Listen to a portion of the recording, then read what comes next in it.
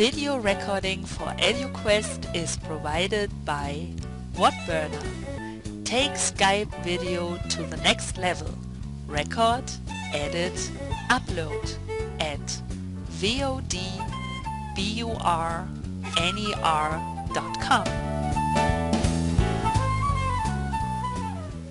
So hi everyone, a special EDUKWEST episode with Dave Schappell of Teach Street, and today we want to talk a little bit about Startup Weekend Edu in Seattle, and I think Grocket, right? Some weeks ago or even months ago in San Francisco were the first ones. Then we had the Fred Wilson initiated hack in New York City, and now a Startup Weekend in dedicated to education in Seattle. And I think seeing just the whole ecosystem is probably one of the best places in the country to be. But personally, Dave, what did convince you yourself that you said, okay, I want to take care of it? Well, first, I think Farbud at Grocket is really the one who's responsible for pushing the Startup Weekend EDU agenda. Mm-hmm. Honestly, on top of everything else we're doing, I needed to be convinced by some of the younger people on our team, Joey Aquino and Joseph Sunga, to do it. And I said, all right, we'll do it as long as you guys drive it. And then they've leveraged me to get the speakers and the sponsors and all that sort of stuff. So, I just think it's an ideal time for I love Startup Weekend, the idea, but I think it's going to be really interesting to challenge people to come around a bunch of ideas that all have the commonality of education. I think we have a lot of developers that are aged 35 to 30 to 45 that have kids, and so I think they're going to come with really interesting problems to work on, and then you're going to have students that I think are going to be. It's going to be a really interesting Startup Weekend, I think, rather than having ideas across the gamut, all focusing on different aspects of education. And investment's big in EDU right now.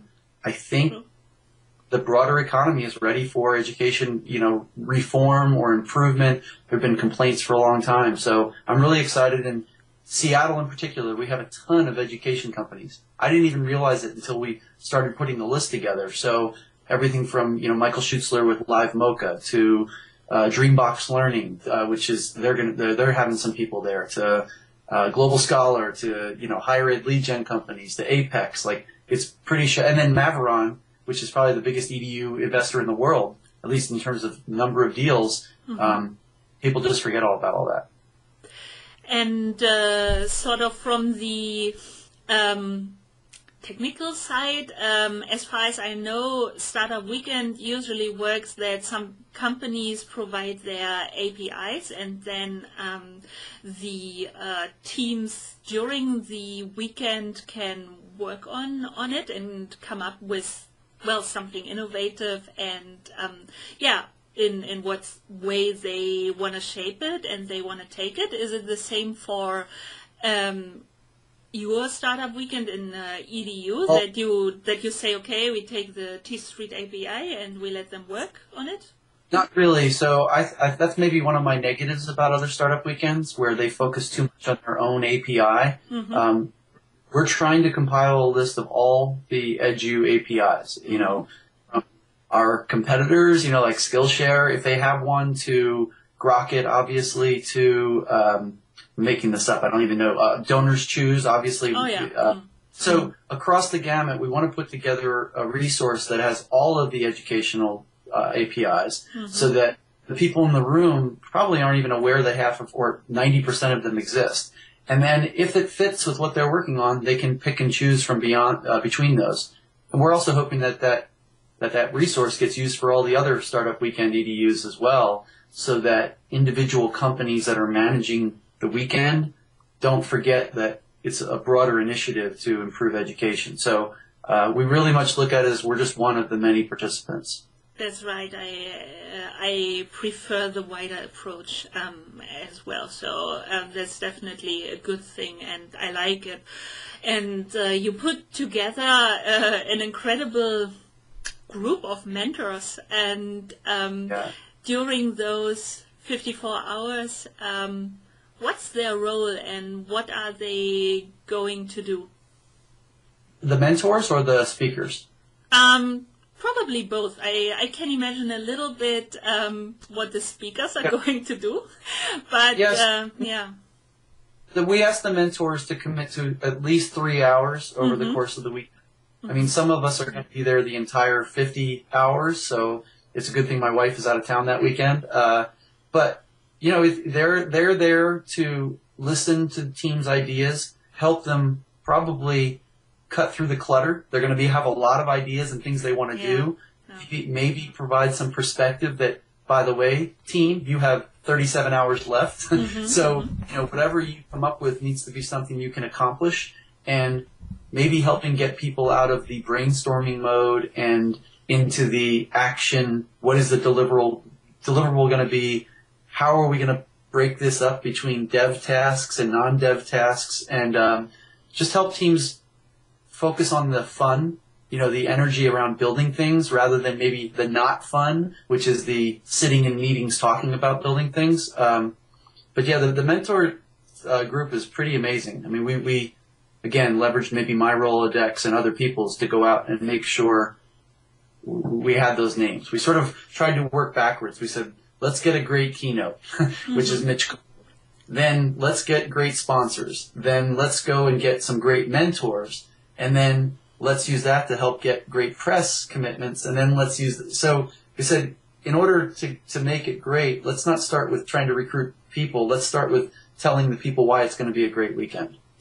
And it's so nice to see that, well, obviously yourself, but that's pretty widely known, that there are so many other people who think that now is the right time to really leverage education and who are willing to dedicate their time and supporting Startup Weekend EDU. Yeah. I think you got to remember all of the other entrepreneurs who are there. You know, we all always have multiple interests. So if we can find engineers from larger companies that want to spend their weekend working on educational projects and hacking projects, you know, it's very, very likely that I'm going to make sure I get a business card from all those people too. I'm just, you know, it's exciting. Like if there was a startup weekend around clean energy, that would be exciting for the clean energy startups to be around, because some engineer at Microsoft said, I want to spend my weekend working on this clean energy project. That's a pretty good indicator that that person's really passionate about the space. Oh, definitely. I think we should always have certain ideas in mind, and if it's just, I mean, even as a maybe non-active participant, but just to look in what's going on or possible around education and building your network, and of course from the company perspective, seeing interesting and connecting with interesting maybe future collaborators or employees. Yeah, coworkers, collaborators, employees, mentors. For a lot of the people that attend Startup Weekend, we most of us that do a lot of this stuff every day forget that they're not working in that environment. So for them, it's almost mind-opening to be like, wow, look at all that energy. And maybe they focus too much on, hey, we should take that idea we came up with. And the truth is, I think it's best that they leave the weekend saying, wow, that's what's possible as a work or as a career. I don't have to be doing this career that I maybe selected right out of college. There are other alternatives with a lot more ownership and involvement, and maybe harder work, but it opens people's minds to the idea of working at a smaller company. Right. And some of the speakers, as you mentioned them before, what are sort of their guiding ideas, or would you like to put the spotlight on some pretty exciting speeches? I mean, really we're trying to limit it.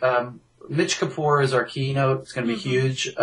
I think I've never seen him speak. Darren saw him speak at I think it was like a Y Combinator demo day, and said he was awesome. We have one other gigantic potential keynote I don't know if, if it doesn't come through, the fact that we have Mitch is, already sold.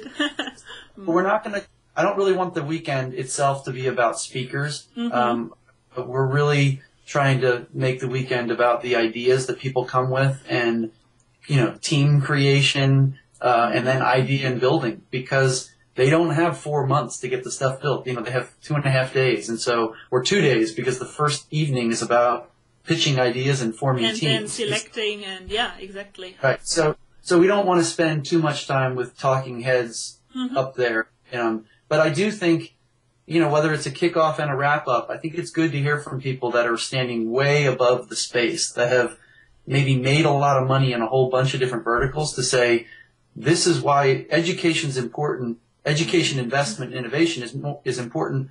It's good that we make money at it, but it's actually important because we need the smartest people working on these incredibly difficult problems, and there's a wide variety of them to pursue. And if you do, there are investors willing to back your ideas. And I just think seeing that continuum of all the energy on your sort of individual project and then stepping way back with somebody that has a broad perspective is a really good thing. And then in between that, the speeches should be one-on-one conversations and mentor sessions, not 300 people or 200 people sitting in a room staring at one person. There's not a lot of interaction going on then. Absolutely. I also think what Startup Weekend is all about is this really hands-on. We build something in a very short time. And as you said in your previous answer, that is also showing people that it's not necessarily just your linear career, or that the way is sort of prefabricated when you come out of college and you decided to do this or that, but that in education, I think it's always so amazing how different the backgrounds are actually, and still it comes then always together, and it's really exciting what's happening in all the different niches. And now you are sort of, we can say your own Startup Weekend vertical, and I think they want to continue with EDU, so they want to do with health, for example. And how is it going to spread? Is it then one chapter from now on who will take care of the Startup Weekends in education? And as I remember at the beginning, you said maybe it's wise to imply that we take all the APIs and not only of some of the big companies maybe participating or even sponsoring. So how do you guys think you're going to proceed with it? Well, I think, to be really fair, I think Farbood and Grocket are doing more than anybody. I think I have emails in my inbox from him asking us for more involvement in other ways. And, there's just so many hours in the day. I think there are a number of very interested participants, like people like John Bishke, et cetera, that are going to push the agenda with the startups that are out there willing to just do it and run these events. Startup Weekend itself is trying to push the EDU vertical, and Farbood and us and a few others have stepped up to say, we can keep it going. But it's not a top-down thing. It looks more like a bottom-up thing that we say, hey, this is a great thing for us to focus on, because these are ideas that people can get their heads around and build. And so it's more bottoms-up. And I'd say I want to give kudos to Grocket for making it happen. Sure, absolutely. From my side as well. Yeah. So then it's, of course, hard to speak at what we know now about an outcome, or maybe, but I could at least ask you for some predictions. I think we will see some really, really interesting things. And what do you imagine that some people might come up with after those famous 54 hours? Part of it, rather, because I'll admit that I haven't gone through, we have a user voice account set up off of, if you go to the Startup Weekend website for the Seattle Startup Weekend, and you can share the URL with people afterward, down in the lower right, there's a place for people to submit their ideas before the weekend. And this is new. normally people come with their ideas and pitch them. So this allows anyone, even people like you who can't be there, to present your ideas. And we already have top contenders, at least ones that have gotten a lot of votes. And so I won't get that list, totally correct. I think some people are going to test some elements of learning games and maybe a mix, let's say in the language space, maybe a mix between Live Mocha and Rosetta Stone. So things that, I know Live Mocha started out with more game. It was more of Rosetta Stone on the web for free. I think there's going to be some elements of gaming. Primarily stuff can get built in a weekend. Sure. I think a group or two are going to go after this idea of accreditation or, degrees. Or I just saw a startup in the last couple of days called Smarterer. It's, so smarter with er.com on the end. And I think that element of trying to crack the code on how do you get credit for the things you've learned. And I think this is something I would really like to see. It is, of course, I think one of the most challenging things, but it's great that somebody takes on it. Yeah, and so that these are the types of things I think people can iterate on an idea. There, I'm actually going to the Startup Weekend site to see some of the ideas. But I think they're going to be things that are practical and able to build end to end on the weekend. Versus sometimes I think some of the Startup Weekend ideas at the Startup Weekend, the normal ones, can be much bigger than what can be built in a weekend. And so I like the fact that we're gathering and brainstorming around ideas ahead of time because I think it increases the likelihood that we get full projects shipped by Sunday. And I'll definitely put up the site in the blog post around the interview because that can only be helpful. And are tickets still available? Yeah, so I think we've sold, 70, 80. We're expecting it to be, 150 plus, given that normally most of all of the tickets get sold in the last week. And even though it might seem like we're doing a lot of promotion, from my point of view, we haven't started yet. We didn't want to push it too early just because it's hard to get people to commit a month ahead of time. Absolutely, I can say that for my own event in Paris, I think it's the last 2 days even. So if you are really engaged within the last week, then it should absolutely be fine. Good. Yeah. So we don't really plan on capping it out. I think if we get to 150, we'll probably put 25 more tickets up just because the facility that we have is huge, but we don't want to have it be so big that it makes it hard for teams to get formed because too many people want to get up. It just can get unwieldy almost having too many people. So our original goal was to be the biggest ever, but Mega Startup Weekend was last weekend in San Francisco, and that was almost an aberration. That was, I don't know how much got built and developed, but it was gigantic. But it was cross industries. Yeah, maybe you don't have to be the biggest one, just the best one, as you know. Well, yeah. So I think my goal would be that we come out with, let's say there are 15 teams, that 5 of them build end-to-end products that you look at the demo night on Sunday, and you're like, that's a good idea. That's a good idea, and that's a product. Yeah. That's a product. And really, maybe the goal is a third to a half of the teams have a changing experience. That people come out so excited about what they did and have it be so different than their normal day-to-day experience. I think that would be a huge success for the EDU vertical over the course of the weekend. Yeah, and people who had will have had the possibility to make connections and maybe take their Startup Weekend EDU project then towards another step and come up with something within the next few months then. And then you can interview them, talk about their new idea. And I think that actually this is going to happen, and that I'll be pretty busy the next couple of months interviewing some of the participants. Well, we should just line up the top 1 to 3 winners, if you will, the ones that get voted the winners.